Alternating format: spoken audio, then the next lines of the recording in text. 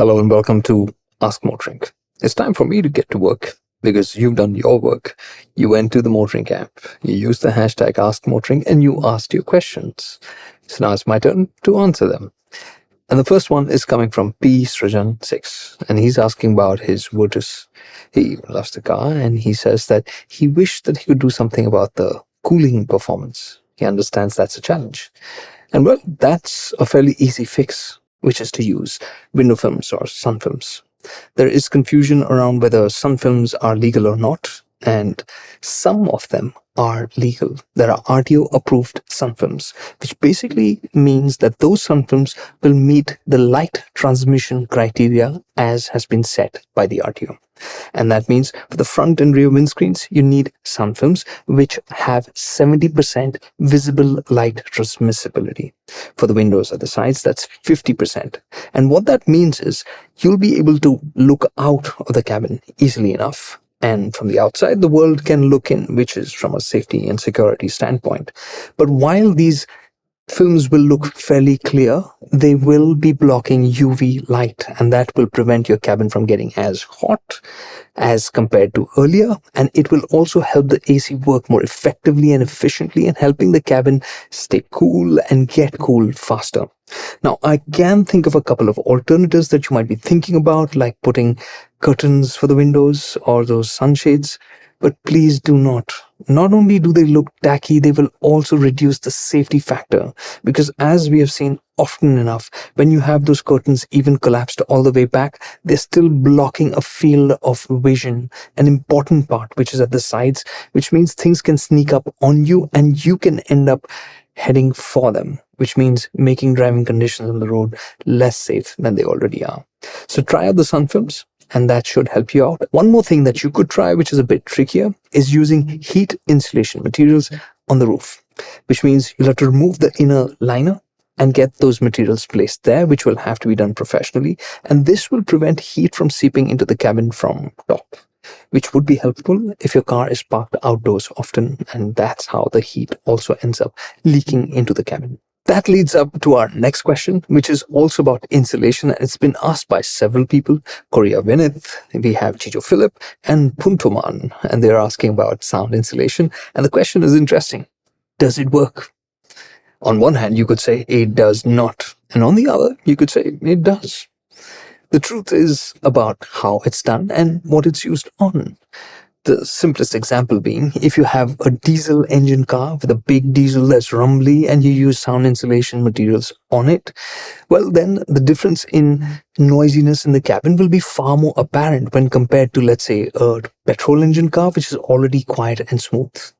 The other reason that sound insulation materials or the entire package can have varying results is because of the expertise that is put into setting it up.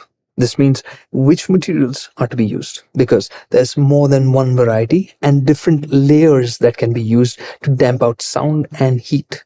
Where you use what also matters, and how you use it is also important. So when you put all of this together, as I realized, this is not really a simple DIY project. And you have to really think hard about whether you can pull it off at home and whether you really need it for your car. I would love to do one, but I would want some expert help for this. So sound dampening is something worth exploring, but with the right amount of research and commitment involved. Our next question is from Low End Talk, and he's asking, why don't we use third-party insurance to make claims when you're involved in an incident on the road with another vehicle? Now, this is something that I never think about. What he's basically saying is, when you're on the road and you get into an accident, let's say you're parked somewhere and somebody comes and hits you, it's that person's fault that you got hit. So why aren't you using the third-party insurance of that person to help compensate for the damage that you have incurred? Good. We absolutely should, right? And that's fundamentally why you have third-party insurance as a mandatory requirement for any vehicle that's on Indian roads. The other part of it is called the own damage insurance, which basically means that if you get into an accident or something does happen, you can cover any harm that has come to you bodily by way of personal insurance or for your vehicle through that own damage policy. Now, the third party insurance part of it is interesting because you can make claims on another party for causing harm to your vehicle. But the tricky thing here is actually making it work, because you're asking another insurance company to accept your claim. And apparently, it's pretty easy to dodge these claims or to make convincing claims wherein they have to follow through. And the last tricky bit here is, even if they do agree to the fault of the party that's insured by them, if the amount is not enough to cover for the damage that you have experienced, then you can't make a second claim to your insurance company. And that's why it just feels like a simpler and a more hassle-free thing to go to your insurer and make a claim asking for compensation for anything that's happened out on the road. Tofu by the Touche, that's an interesting handle, has asked about gated shifters and what's the big deal about them. First and foremost, what are gated shifters?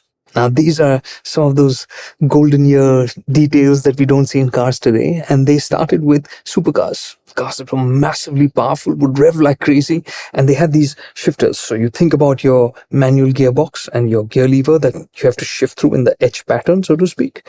They would have a metal plate on top with paths cut into them through which the gear lever would travel. It was a very clearly, narrowly defined path, so your shifter movements would be very precise. Why did they have to have this? Well, it was because of money, so to speak, and safety on the other hand. Because if you made a misshift, imagine going from fourth to second directly or to first accidentally. You would over rev the engine, you would blow it up. And that's not something you wanted on your high-end supercar. Not only would it be a colossal mess out on the road, it would also be very expensive. So what the gated shifters did was, it made it very easy to follow the path of the gear change, which meant going from fourth to third was very clear. You wouldn't accidentally go into first. But what also happened as a side effect was that it made it a more emotional experience. Just imagine the feel of steel sliding over steel as you push that gear lever through that gate, and it's sneaking through into the next leg and again slamming up and hitting the end and going click. And that's the thing that people celebrated about gated shifters. I haven't driven one. Imagine these are all the emotions that I have locked in my head just by reading about them. So yeah, there is a lot of romance around gated shifters, but do we need them anymore? Well, today's gearboxes are very precise, so you don't really need gated shifters for that precision. You don't need it for the safety, because today you have so much software to help protect your engine even in the case of such mistakes. So gated shifters, very romantic. I'd love to try one someday, but is it needed today? Not very much. Our last question today is from Solman62, and he's asking about buying demo cars. Should you? Well, it just depends on who you are as a person. Like I've said before, there are some people who love the process of buying a used car, which means they spend time researching their cars. They know that they have the headspace and the time to look into things if they should crop up and need attending to.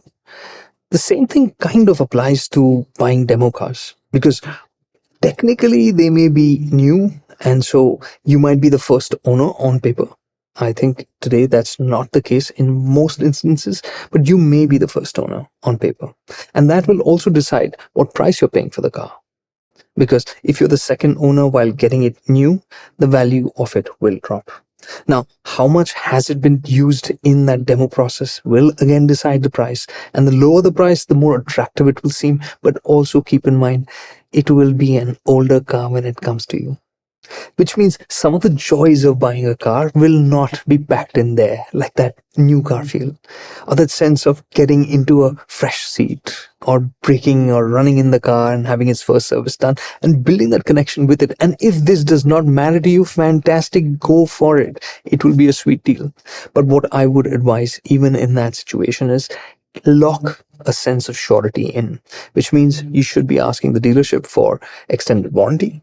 you should be asking the dealership for service packages, if not something packed into the price, but something that you can get at a better rate so that you have a sense of control and confidence in the car for the years to come. So in that sense, it will still be like buying a new car.